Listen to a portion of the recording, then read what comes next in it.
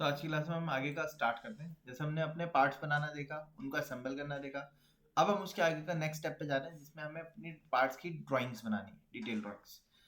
Generally 2D drawings वगैरह का जितना भी वर्क होता है वो सारा हम ऑटोकैड पे करते हैं। बट हमने जो कंपोनेंट अपना बना रखा है 3D में, वो तो सॉलिडवर्क्स में बना रखा है। तो इसके लिए हमें क्या करना होगा, अपने कंपोनेंट को 2D ड्राइंग में कन्वर्ट करना होगा। यानी कि ड्राइंग स्टार्ट करनी है, जिसमें हम उसकी ड्राइंग की डिटेलिंग देंगे। अब वो करने के बाद फिर हम क्या करेंगे, हम एडिटिंग का उसके फर्दर काम जो होता है वो चाहे तो सॉलिडवर्क्स में कर सकते हैं। सॉलिडवर्क्स हमें फीचर देता है, सारे ऑप्शंस होते हैं, लेकिन ज़्यादा बेटर कंपैटिबल जो होता है 2D वर्क करना ऑटोकैड में होता है। तो यहाँ पे हम ये चीज़ देखेंगे कैसे अपने ड्राइंग को 3D मॉडल को ड्राइंग में कन्वर्ट करना है, उसको पब्लिश करना है एज अ PDF। और अगर कभी कुछ 2D चेंजेस करने हैं तो उसको कैड में कैसे एक्सपोर्ट करके चेंजेस करने हैं। तो जैसे आप देख सकते हो, हमने ये कंपोनेंट अपना ओपन किया हुआ है, हमारी फाइल बनी हुई है। इसकी यूनिट टाइप मैं सेटअप कर देता हूँ, MMGS में बनी हुई वाली फाइल हमारी। ठीक है। अब इसके आगे का वर्क करना स्टार्ट करना है, जिसमें हमें क्या करना है, इसकी ड्राइंग की डिटेल बनानी है। तो उसके लिए आपके पास दो तरीके होते हैं, या तो आप यहाँ से फाइल पे जाके न्यू पे जा सकते हो। न्यू पे जाने के बाद आप डायरेक्ट ड्राइंग से स्टार्ट कर सकते हो। ठीक है, डायरेक्ट ड्राइंग में आप जाओगे, ओके करोगे, तो यहाँ पे ये सबसे पहले पेपर साइज पूछेगा। अब यहाँ पे show only standard format on है, तो खाली स्टैंडर्ड फॉर्मेट दिखाएगा। अगर आप इसको ऑफ कर दोगे तो सारे फॉर्मेट्स दिखाने लगेगा। मैंने शो ओनली स्टैंडर्ड फॉर्मेट किया, क्योंकि हम मैकेनिकल में जनरली MM में काम करते हैं इंडिया में, तो हमें MM की ही पेपर शीट लेनी होगी। A4, A1, A2, A3, ये सारे MM की शीट सेट्स होते हैं। ठीक है, अगर आप इसको ऑफ करोगे तो यहाँ पे आप देखोगे ANSI फॉर्मेट मिलेगा। ये अमेरिकन स्टैंडर्ड फॉर्मेट है, जो कि इंचेस में चलता है हमारा। सो मैंने इसको ऑफ कर दिया। हमने अपना A4 वाला फॉर्मेट सेलेक्ट किया। A4 में मैं ड्राइंग की डिटेलिंग लेना चाह रहा हूँ, तो मैंने A4 सेलेक्ट कर लिया। अगर आपके बड़े कंपोनेंट्स हैं, असेंबली है, तो आप यहाँ से A2, A3, A1, A0 भी सेलेक्ट कर सकते हो। ठीक है, तो हमने इसको सेलेक्ट कर लिया। अगर आपने कोई अलग से पेपर बना के रखा है किसी पर्टिकुलर साइज का, तो आप उसको ब्राउज करके भी ओपन कर सकते हो। और अगर आपको कोई अपना न्यू क्रिएट करना है, जिसमें आप चाहते हो कि आपके हिसाब से साइजिंग जाए, तो आप यहाँ पे कस्टम शीट साइज पे जाके साइज भी बता सकते हो। फिलहाल हम अभी इतने से स्टार्ट करते हैं। इतने को सेलेक्ट करके हमने ओके किया। जैसे ही ओके कर रहे हैं तो आप देख सकते हो हमारा एक शीट सेट आ गया खुल के पूरा। उसमें बॉर्डर वगैरह सब बना बनाया हमें मिल रहा है। सॉलिडवर्क्स का फायदा यही होता है कि हमें क्या होता है कि अपना जो लेआउट है वो पूरा बना बनाया एज इट इज मिल जाता है। ठीक है, लेकिन ऑटोकैड में हम यही काम करते थे तो हमें टाइटल बॉक्स वगैरह बनाना पड़ता था या उसको इंपोर्ट करना पड़ता था। अब यहाँ पे ड्राइंग बनानी है हमें बटरफ्लाई की। बटरफ्लाई कंपोनेंट हमने पहले से बना रखा है ना। तो अब मुझे वापस उसको क्रिएट करने की जरूरत नहीं है, मुझे उसी मॉडल को यहाँ पे ड्राइंग फॉर्मेट के अंदर इंपोर्ट करना होगा, जैसे असेंबली में इंपोर्ट करते थे। तो यहाँ पे आपका ब्राउज फीचर मिलता है इंपोर्ट करने के लिए। सपोज अगर आपने यहाँ से कट कर दिया, कैंसिल कर दिया, तो वो ब्राउज का फीचर हट जाएगा। अगर आपने एस्केप कर दिया या कट कर दिया, ब्राउज का फीचर नहीं आ रहा, आपको पार्ट को यहाँ पे लेके आना है, तो आप क्या कर सकते हो, यहाँ पे जा सकते हो वापस से मॉडल व्यू। जैसे ही आप मॉडल व्यू पे जाओगे, यहाँ से ब्राउज एलिमेंट खुल जाएगा आपका। आप यहाँ से ब्राउज पे जाके अपना कंपोनेंट ब्राउज करके सेलेक्ट कर सकते हो कि किसकी आपको ड्राइंग की डिटेलिंग बनानी है। आप सेलेक्ट करके ओपन करेंगे। ओपन करने के बाद आप देखोगे, जैसे मैं माउस को मूव कर रहा हूँ, एक बॉक्स टाइप का आ रहा है। यहाँ पे नीचे इसके व्यूज, स्टैंडर्ड व्यूज आ रहे हैं। अभी बाय डिफॉल्ट कौन सा व्यू सेलेक्ट है, आप देखो फ्रंट व्यू सेलेक्ट है। तो यहाँ पे अगर मैं रखूंगा तो जो मॉडल का फ्रंट व्यू होगा, जो फ्रंट प्लेन पे मैंने स्केच बनाया होगा, वो यहाँ पे शो होगा। बट मुझे समझ में नहीं आ रहा कैसा दिखेगा वो। तो उसके लिए आप एक काम कर सकते हैं, यहाँ पे एक ऑप्शन होता है प्रीव्यू का। आपने प्रीव्यू ऑन किया, अब प्रीव्यू में हमें फ्रंट व्यू दिख रहा है। अब आप फ्रंट व्यू से देख पार्ट को, बेस व्यू को फ्रंट व्यू बनाना चाहते हो, ये वाले व्यू को, तो आप यहाँ से रख सकते हो। मैंने टॉप किया तो टॉप व्यू इस तरीके से आ रहा है। मैं चाहता हूँ टॉप व्यू को मैं अपना बेस व्यू लूँ, तो मैंने टॉप व्यू को यहाँ पे रख दिया, क्लिक करके आ गया। अब अगर टॉप व्यू से ऊपर जाऊंगा तो उसका टॉप, उसके रेस्पेक्ट में आपके व्यूज जनरेट करेगा। साइड में जाऊंगा तो साइड व्यू जनरेट कर रहा है, लेकिन साइड व्यू क्या हो रहा है, एक रोटेट की फॉर्म में आ रहा है। अगर आप देखोगे तो आ रहा है या नहीं आ रहा। ठीक है, यहाँ से अगर आप एंगल पे रखोगे तो एक आइसोमेट्रिक व्यू भी जनरेट कर देगा। इसको हम कहते हैं प्रोजेक्शन व्यू। सॉलिड वर्क्स में ऑटोमेटिकली जैसे ही आप कंपोनेंट रखते हो, उसके प्रोजेक्शन वो क्रिएट करना स्टार्ट कर देता है बाय डिफॉल्ट। लेकिन अगर आपने ओके कर दिया तो प्रोजेक्शन व्यू हट जाएगा। अब वापस से आपको इसके प्रोजेक्शन लेने हैं, तो आपको व्यू को सेलेक्ट करना होगा। मॉडल व्यू पे ना जाके प्रोजेक्शन व्यू पे जाएंगे हम। प्रोजेक्शन व्यू पे जाने के बाद मैंने क्या किया, इसका एक फ्रंट व्यू लिया। टॉप व्यू था, नीचे इसका फ्रंट व्यू आया। फ्रंट व्यू लेने के बाद मैंने इसको ओके कर दिया। इससे एक व्यू जनरेट करके ओके कर दिया। ठीक है, अब ये जो व्यू है ये किससे ड्राइव हुआ है, इस वाले व्यू से, तो ये आपस में लिंक है। लिंक कैसे है, मतलब आपको क्या, देखो मैं इसको लेफ्ट राइट मूव कर रहा हूँ तो फ्रंट व्यू भी मेरा लेफ्ट राइट मूव हो रहा है। अब मैंने क्या किया, वापस से फ्रंट व्यू को सिलेक्ट किया और फ्रंट व्यू को सिलेक्ट करने के बाद अगेन प्रोजेक्शन व्यू पे गया, फ्रंट से मैंने साइड व्यू जनरेट किया, क्योंकि ये साइड व्यू इसी अप्रोच पे मुझे चाहिए था जब मैंने ड्राइंग बनाई थी। और एंगल पे एक आइसोमेट्रिक व्यू भी जनरेट कर दिया। इतना करने के बाद मैंने ओके कर दिया। आइसोमेट्रिक व्यू को आपके पास फिजिबिलिटी होती है, आप उसको कहीं भी मूव करके रख सकते हो। ये जो व्यू होते हैं बाय डिफॉल्ट लिंकेज के तौर पे आते हैं। आप देखो ये इसके साइड की अप्रोच पर लिंक है, तो ये अप डाउन नहीं हो सकता, ये अप डाउन होगा तो साइड व्यू अपने आप अप डाउन होगा। यहाँ तक का क्लियर है?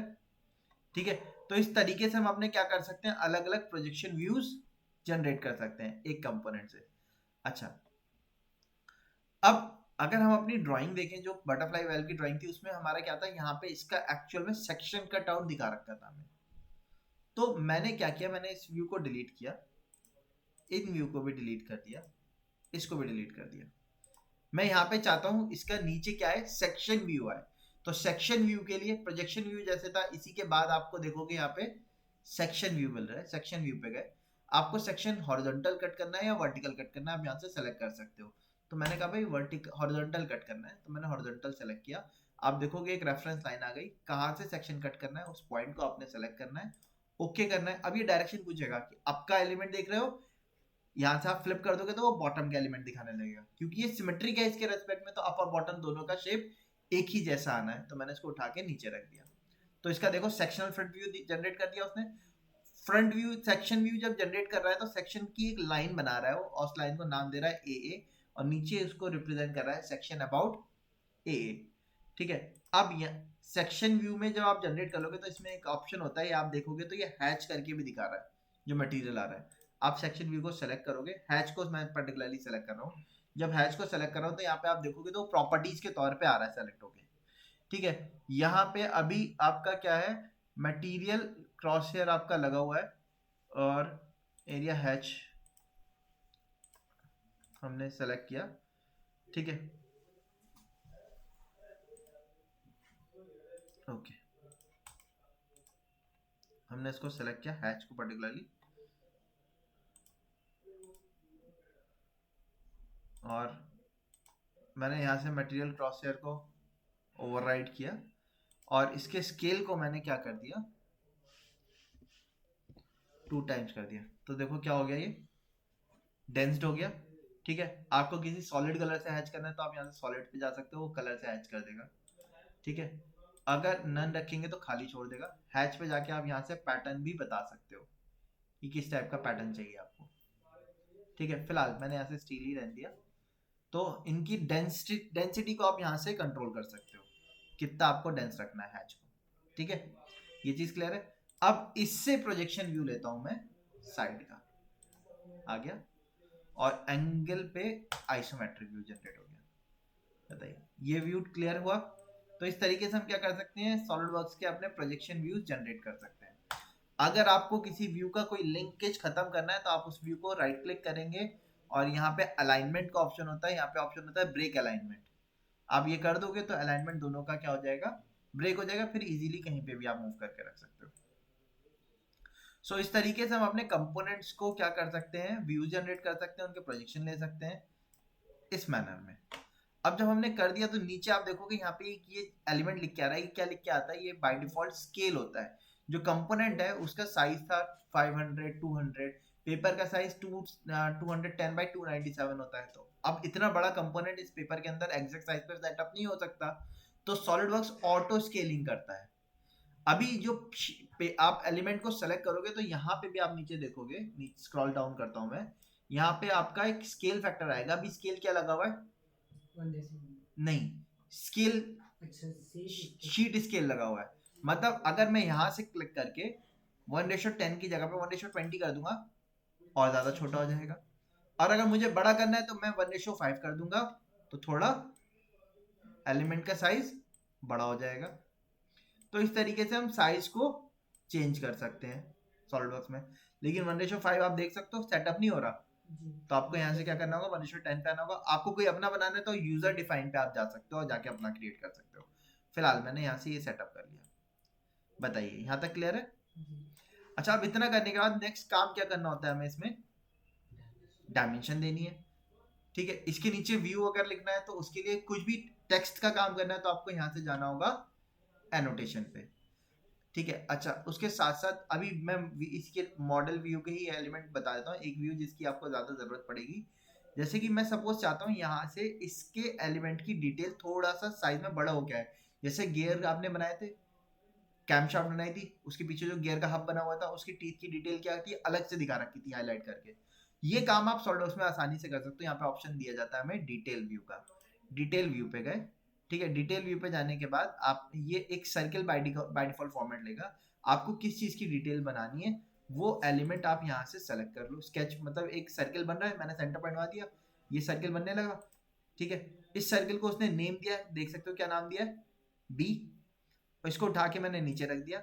नीचे रखने के बाद वो ये दिखा रहा है कि डिटेल बी, और इसका स्केल क्या रख रहा है, 1:5, तो जूम करके सेटअप करके हमें दे रहा है वो, ठीक है। तो ये 2 टाइम्स बड़ा आएगा साइज में। तो इसमें क्योंकि स्मॉलर एलिमेंट्स है तो उनकी डिटेल देने में हमें प्रॉब्लम होगी, इसलिए हम क्या करते हैं अपने कंपोनेंट्स को हाईलाइट करके अलग से डिटेल व्यू जनरेट करके दे सकते हैं इजीली सॉलिडवर्क्स की हेल्प से, ठीक है। अब इसमें आगे की काम पे आते हैं, जिसमें जैसे कि हमें यहाँ पे लिखना है कि आइसोमेट्रिक व्यू है, ये टॉप व्यू है, ये साइड व्यू है, ठीक है। इन टेक्स्ट को लिखने के लिए आप यहाँ से एनोटेशन पे जा सकते हो, नोट पे गए, जाके आपने क्लिक किया, क्लिक करने के बाद आपने यहाँ से जो सा फॉर्मेट चाहिए वो बताया, ठीक है। आपने फॉन्ट साइज बताया, कितना फॉन्ट साइज रखना है आपको, और यहाँ पे आपने अपना टेक्स्ट लिख दिया। जैसे कि मैं इसको लिख देता हूँ क्या, आइसोमेट्रिक व्यू,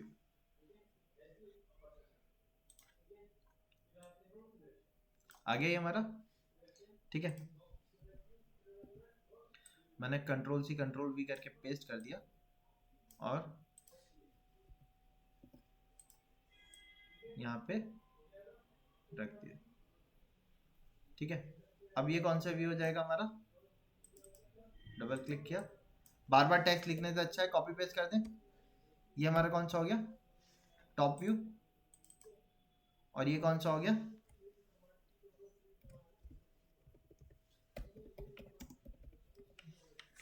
साइड व्यू, ठीक है। तो इस तरीके से हम एलिमेंट्स लिख सकते हैं, क्लियर है। अब साइजिंग पे आते हैं, साइजिंग देनी है तो साइजिंग के लिए आप एनोटेशन पे ही जाएंगे। यहाँ पे हमारे पास दो ऑप्शन होते हैं, एक है स्मार्ट डायमेंशन, एक है मॉडल आइटम। स्मार्ट डायमेंशन पहले बताते हैं। स्मार्ट डायमेंशन में क्या है, आपने स्मार्ट डायमेंशन में जाना है, अपने कंपोनेंट को सेलेक्ट करना है और वो उसकी डायमेंशन दिखाने लगेगा, आपको ड्रॉप कर देना है। आपने दूसरे कंपोनेंट को सिलेक्ट किया, उसकी डायमेंशन दिखाने लगेगा, ड्रॉप कर देना है। स्मार्ट डायमेंशन के टाइम पे यहाँ पे एक ऑप्शन होता है, जैसे आप स्मार्ट डायमेंशन में जाओगे, व्यू को सिलेक्ट किया मैंने, यहाँ पे एक ऑप्शन होता है, पढ़िए, ऑटो डायमेंशनिंग। ऑटो डायमेंशनिंग में अगर आप गए, ठीक है, आपने ओके किया, तो वो क्या करेगा, ऑटोमेटिक सारी डिटेल उस पर्टिकुलर व्यू की दिखा देगा, ठीक है। बट इसमें कई अननेसेसरी एलिमेंट की डिटेल भी दिखा देगा जो हमें चाहिए नहीं या ओवरराइड हो रही होंगी डायमेंशन। तो मैं जनरली स्मार्ट डायमेंशन का यूज बहुत ही कम करता हूँ। मुझे जब भी डायमेंशन वगैरह दिखानी होती है, तो आपको याद होगा जब कंपोनेंट बनाते हैं, पार्ट बनाते हैं, तब उस टाइम भी हमने डायमेंशन तो डिफाइन करी थी। मैं चाहता हूँ वही डायमेंशन अपने आप जनरेट होके आ जाए। जैसे ऑटोकैड में और सॉलिडवर्क्स में देखो फायदा क्या होता है, ऑटोकैड में हम कंपोनेंट बनाते हैं, डायमेंशन देते हैं बनाते टाइम, लेकिन डायमेंशन रिप्रेजेंट करनी होती है तो वापस से DLI DL DRA कमांड देनी पड़ती है अलग अलग। इसमें क्या है, आपने अपने व्यू को जाके डबल क्लिक करके सेलेक्ट करना है, मॉडल आइटम पे जाना है। मॉडल आइटम पे जाने के बाद अब यहाँ पे आपके पास सोर्स में दो ऑप्शन होते हैं, एंटायर मॉडल की डायमेंशन करनी है या फीचर बाय फीचर करनी है। मैं फीचर बाय फीचर से जनरली जाता हूँ, क्योंकि फीचर बाय फीचर में मुझे पता है कि ये स्टेप में फीचर में बनाया तो उस फीचर बाय फीचर वो डायमेंशन दिखा देगा हमारी। सो फीचर बाय फीचर पे रखने के लिए मैंने सेलेक्ट फीचर पे रखा है इसको, 1 सेकेंड। सो हमने यहाँ पे सेलेक्ट फीचर पे रखा है, ठीक है। सेलेक्ट फीचर पे रखने के बाद यहाँ पे एक ऑप्शन होता है import items into all views, यानी कि वो सारे अलग अलग व्यू में डालेगा। आपको एक व्यू सेलेक्ट है, आप चाहते हो वहीं दिखाए तो वो वहीं दिखाएगा उसकी डायमेंशन। अब आप फीचर बाय फीचर कर सकते हो, जैसे कि मैंने सबसे पहले मैंने इसको सेलेक्ट किया, तो इसमें आपके दो सर्किल आपने एक साथ, जैसे ये जानी ने बनाया तो दो सर्किल को एक साथ बनाया होगा, उन दोनों की डायमेंशन दिखा दी उसने। फिर मैंने इसको सेलेक्ट किया, उसकी डायमेंशन उसने दिखा दी।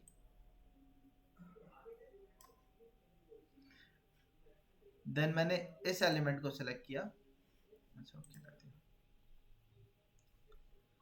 अब मैं यहाँ पे गया, इस वाले व्यू पे मॉडल आइटम पे गया, मैंने इस सर्किल को सिलेक्ट किया, तो अब देखो सर्किल के दोनों सर्किल की डायमेंशन उसने दिखा दी। ठीक है, इसकी जरूरत नहीं, इसको हटा देते हैं। अच्छा, देन मॉडल आइटम पे गए, इसकी डायमेंशंस को सिलेक्ट कर दिया हमने, तो वो आप देख सकते हो क्या कर रहा है, डायमेंशन बाय डायमेंशन दिखा दे रहा है, रिप्रेजेंट कर दे रहा है। अब जब हम इसको मूव करके रिप्लेस कर रहे हैं तो इसमें देख सकते हो आप क्या हो रहा है, साइजिंग थोड़ी सी छोटी बड़ी हो रही है ना, हो रही है ना ये सारी इश्यूज या प्रॉब्लम इसमें आती हैं सॉल्वडॉक्स में हमारी, कि टेक्स्ट साइज बहुत ज़्यादा बड़ा हो गया, पॉइंट के बाद दो वैल्यूज दिखा रहा है। ठीक है, मॉडल आइटम से आप डायमेंशनिंग तो आराम से कर सकते हो, वो आपको सिर्फ क्लिक करना है, वो खुद जनरेट करके दे देगा।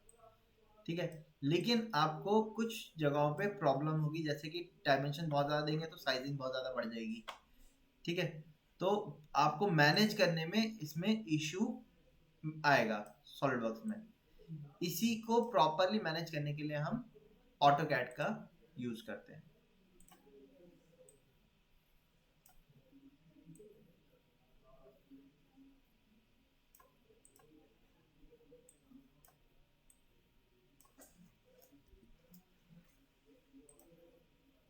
ठीक है, तो इसी के लिए अगर आपके पास आपने डायमेंशन दिखा दिया, आपको लगता है हाँ जी सारी वैल्यूज सही है हमारी,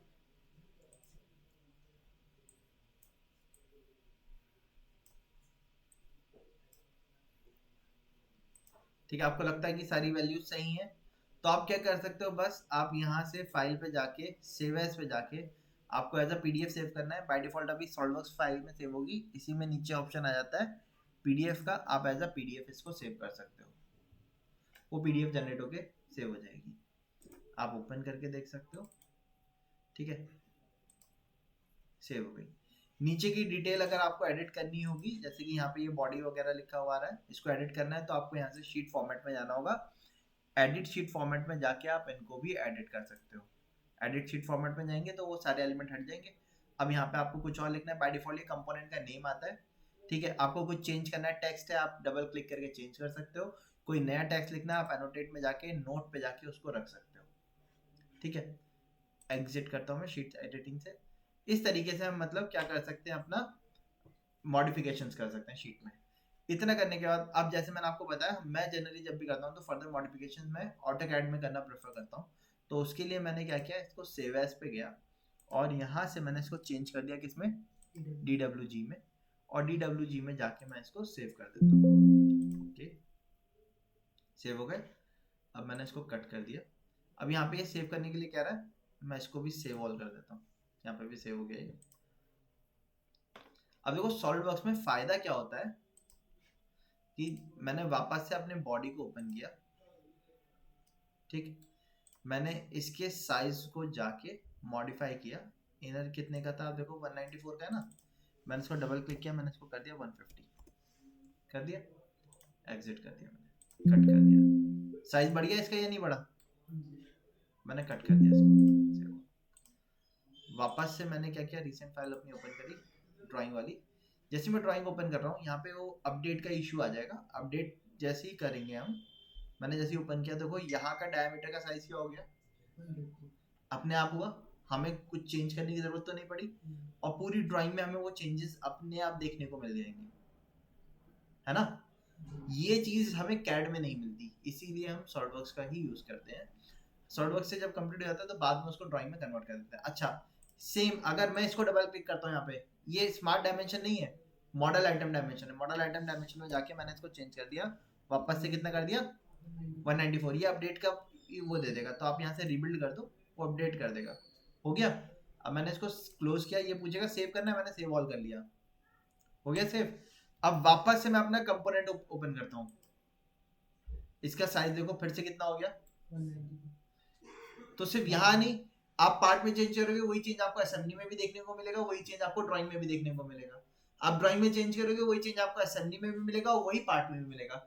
इसीलिए इसको हम कहते हैं PLM, यानी कि प्रोडक्ट लाइफ साइकिल मैनेजमेंट। ठीक है, तो आप प्रॉपर पूरा प्रोडक्ट का लाइफ साइकिल मैनेजमेंट कर सकते हो। अब हम इसको क्लोज करते हैं, हम अपना कैड में वाली फाइल जो हमने एक्सपोर्ट करी थी उसी को ओपन करते हैं।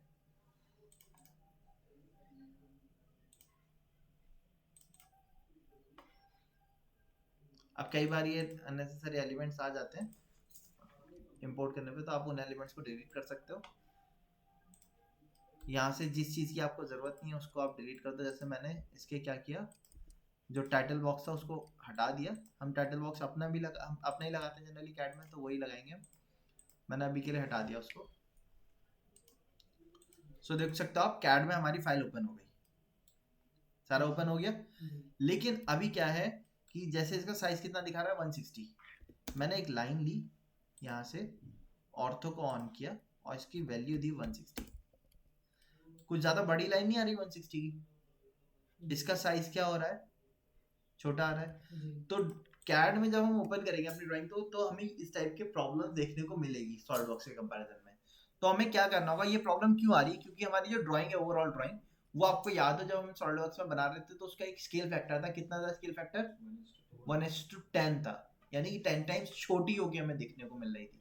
तो हमें क्या करना होगा, इन पूरी ड्राइंग को स्केल करके बड़ा करना होगा। कितने टाइम्स, 10 टाइम बड़ा करना होगा, क्योंकि सॉलिडवर्क्स ने 10 टाइम्स छोटा करके हमें रिप्रेजेंट किया था। लेकिन अगर मैं अभी डायमेंशन चेक करूंगा, जैसे मैंने DLI एंटर किया, यहाँ से यहाँ तक कि मैं डायमेंशन चेक कर रहा हूँ, कितनी दिखा रहा है डायमेंशन, 160 ही दिखा रहा है। वो क्यों कर रहा है, इसके लिए आपको D एंटर करना होगा। यहाँ पे आप देख सकते हो ओवरराइड लगा हुआ है अभी, ठीक है। आपको कुछ नहीं करना। अगर आप इसमें जाके मॉडिफाई पे जाके चेक करोगे तो इसमें एक ऑप्शन होगा प्राइमरी यूनिट के अंदर, मेजरमेंट स्केल। स्केल ये क्या कर रहा है, जो भी आपकी ड्राइंग बनी होगी अगर वो 10 की है तो उसको 10 टाइम बड़ा दिखाएगा, यानी कि 100 दिखाएगा। 5 की है तो 50 दिखाएगा। तो इससे बचने के लिए आप क्या करो, आप ये ISO 25 वाला है, आप इसको मॉडिफाई पे जाओ और इसमें जाके अपने पैरामीटर सेट कर लो। जैसे पॉइंट के बाद 2 यूनिट चाहिए हमें, डेसिमल सेपरेटर के लिए पॉइंट चाहिए हमें, टेक्स्ट की हाइट आप यहाँ से बता दो कितनी रखना चाह रहे हो आप, मैंने इसको 25 रख दिया। सिंबल पे जाके सिंबल को भी मैंने 25 कर दिया। लाइन पे जाके इनको मैंने 15 कर दिया और इसको भी मैंने 15 कर दिया। इतना करने के बाद मैंने ओके करा और एक चीज़ और चेंज करी। मैं टेक्स्ट पे गया, टेक्स्ट स्टाइल को मैंने यहाँ से, ये सिंगल लाइन टेक्स्ट लगा हुआ है, हम लोग जनरली सिंगल लाइन टेक्स्ट का यूज़ नहीं करते, तो इसके लिए बाय डिफॉल्ट ऑटोकैड का जो फॉर्मेट होता है वो होता है एरियल। तो आपने एरियल फॉर्मेट लेना है, ठीक है। और इसको सेट करंट कर दिया आपने, क्लोज किया, ओके किया। इस 25 को वापस से सेलेक्ट करके हमने क्या कर दिया, सेट करंट, ओके किया, क्लोज कर दिया, ठीक। अब अगर मैं कोई अब डायमेंशन चेक करता हूं तो आप देखो वो कितनी आ रही है, 10 टाइम्स छोटी हो गई ना। सो अब हमें क्या करना होगा, इस पूरी ड्राइंग को 10 टाइम्स बड़ा करना होगा। तो SC एंटर किया, ऑब्जेक्ट सेलेक्ट किया, एंटर करके बेस पॉइंट दिया, कोई भी एक पॉइंट दे दिया और कितने स्केल फैक्टर पे, 10 स्केल फैक्टर पे स्केल कर दो आप। सो आप देखो हमारी ड्राइंग 10 टाइम्स बड़ी हो गई। हाँ, सो 10 टाइम्स बड़ी हो गई हमारी। अब लेकिन ड्राइंग की डायमेंशंस तो वही साइज की आ रही है। सो अब हमें क्या करना होगा, सो आप देख सकते हो हमारी ड्राइंग की डायमेंशन छोटी हो गई। या तो आप क्या कर सकते हो, दोबारा से डायमेंशंस रिप्रेजेंट कर सकते हो यहाँ पे, ठीक है, एक तरीका। दूसरा तरीका क्या है, मैंने DLI से अलग से एक डायमेंशन दिखाई और MA एंटर किया, मैच, और यहाँ से अपनी डायमेंशंस को हम मैच कर देते हैं।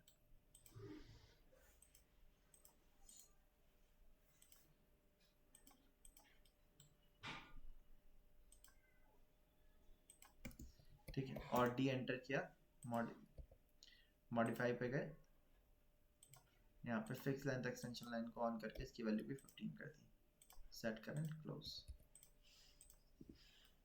अब इसको आप इजीली मैनिपुलेट कर सकते हो, यहाँ पे रख सकते हो, ठीक है। सो यहाँ से हम इजीली अपने चेंजेस को अप्लाई कर सकते हैं।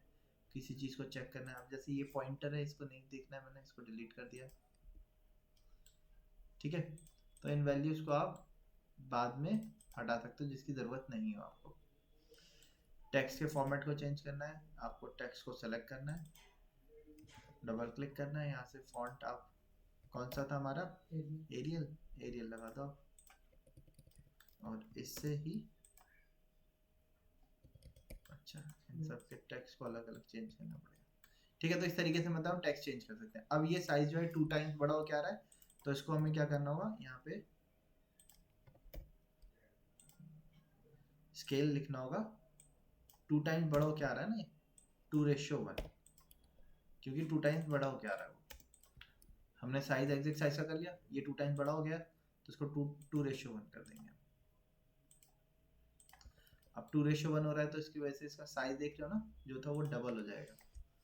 तो खैर इनको चेंजेस को कैसे करना है या क्या करना है वो चीज़ हम बाद में ऑटोकैड की क्लास में एक्सप्लोर करेंगे, बट फिलहाल इस तरीके से हम अपनी ड्राइंग्स को कन्वर्ट कर सकते हैं। आप चाहो तो डायमेंशंस को डिलीट करके वापस से ऑटोकैड में डायमेंशंस डिफाइन कर दो, जैसे इसमें अनइवन आ रही है ना कुछ,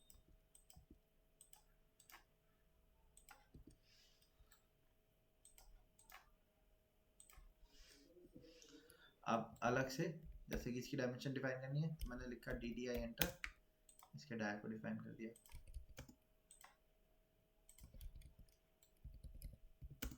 यहाँ से सर्कल बना दिया इसके सेंटर तक का, इसको सेलेक्ट करके इसके लाइन टाइप को हिडन लाइन टाइप में कन्वर्ट कर दिया हमने। अब इसको अलग से डिफाइन कर देंगे, ठीक है। यहाँ से हाइट वैल्यू डिफाइन कर दी हमने,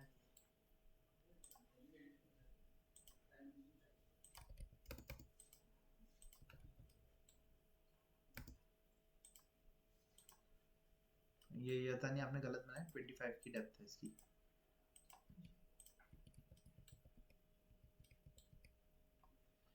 ठीक है।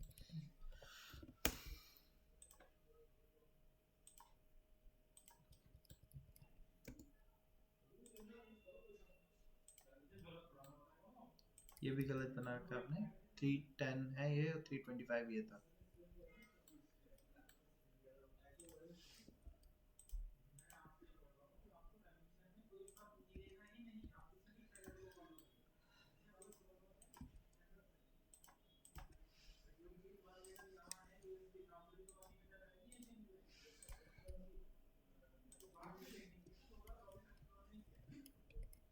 ठीक है।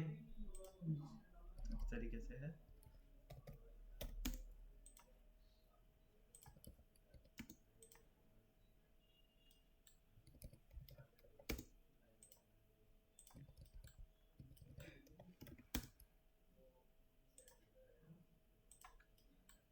यहाँ से आगे की डिस्टेंस दिखा दी और यहाँ से पीछे की दिखा दी,